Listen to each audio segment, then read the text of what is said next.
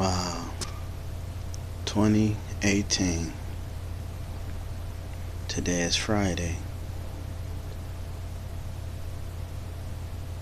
June 29th. Because yesterday was the 28th, Thursday, today Friday, June 29th. The day before my best friend's birthday, which is tomorrow, Saturday, June 30th. This is what life have done. Not life.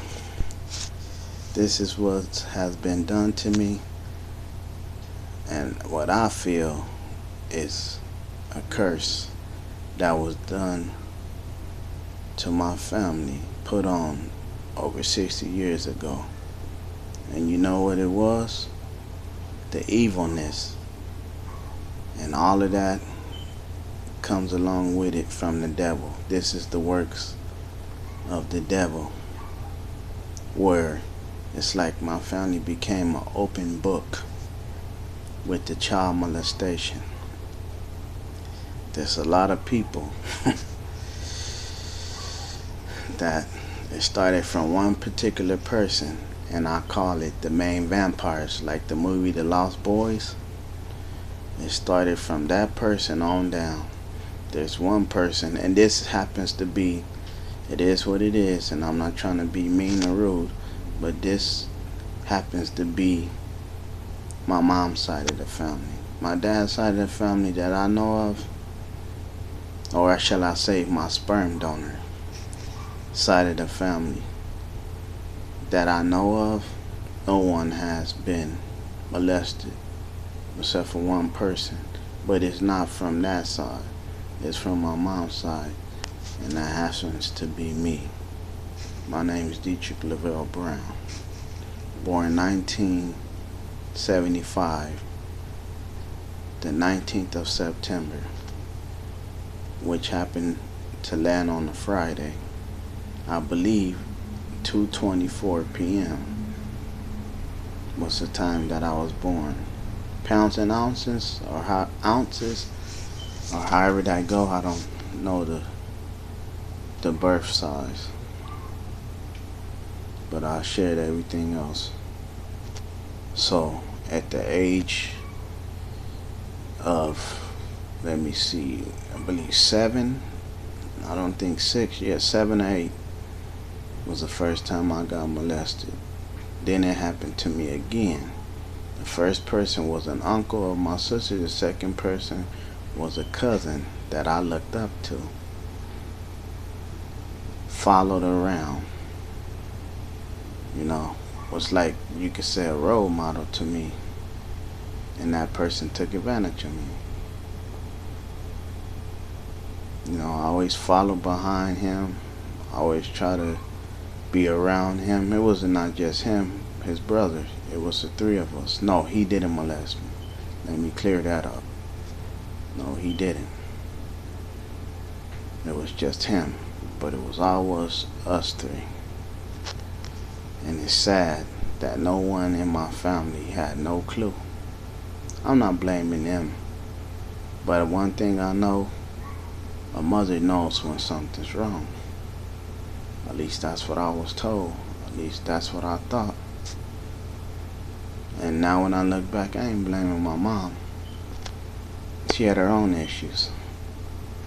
And at that time, she was going through whatever it was she was going through. And that even had her more at a distance of knowing, or from knowing, what was going on with me. And it used to be a house full of people when this was taking place. Nobody knew. I told my cousin, which is his older brother, and he said, my brother, it blew his mind. You gotta be kidding me. No, it wasn't that he didn't believe me. He just, like, wow, he couldn't believe it. Yep. It's always the people that you least expect. He had no clue that that was happening to me. I told him, oh no, because you was not really never there. He was always gone. So you wouldn't have known. My auntie was right there, which is his mom. She didn't know. My other cousin, like I said, was the three of us. He didn't know. At least that I know of. Nobody knew but me and that idiot. Because that's what he is. And then other than that, God, of course. And that piece of crap devil. And my cousin said, you know what? It didn't stop. You know why? Because he molested his son. And then his son turned around and molested someone. I don't know who that person was. It really don't matter to me. It shouldn't have been done to me. As far as not just me, it shouldn't have been done to none of us. None of us. And this is the outcome. You see the way I look? This ain't me. This is something that was put on me. But you know the thing is, by the grace of God, I didn't lose this. And that's my mind, my sanity. And I damn sure didn't turn around and do it to no one else. I could have, but by the grace of God I didn't. I don't have that evil spirit in my heart. You know, I wouldn't want to do what was done to me to anyone. I wouldn't wish it on my worst enemy. 20 years I struggled with this and had no clue what it was. It led to depression and all kind of other stuff. Then I happened to come back here because where I'm at is in Moreno Valley, California. Up here in Sunny Meat Ranch. In the garage. As you see, there's the door. There's a light switch. I'm in the garage, not the house. I'm in here by choice. Before I was in here, I wasn't in here by choice. It's sad.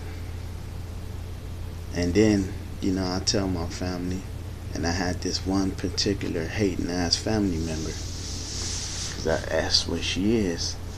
She happened to not believe me. But you know why I believe? Because she and him is real close.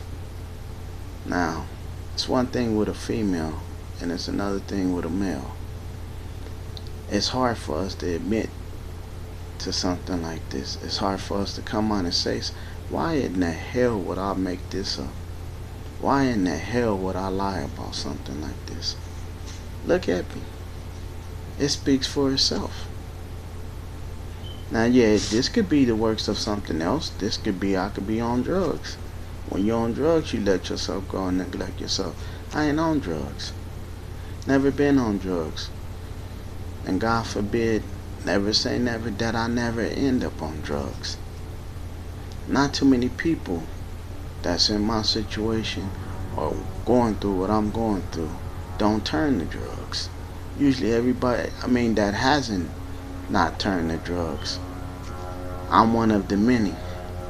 Most people turn to drugs, alcohol, because you either medicate or self-medicate to numb the pain, to not have to deal with the issue. That becomes issues. And you know why? Because what I learned is two things of why people end up doing that.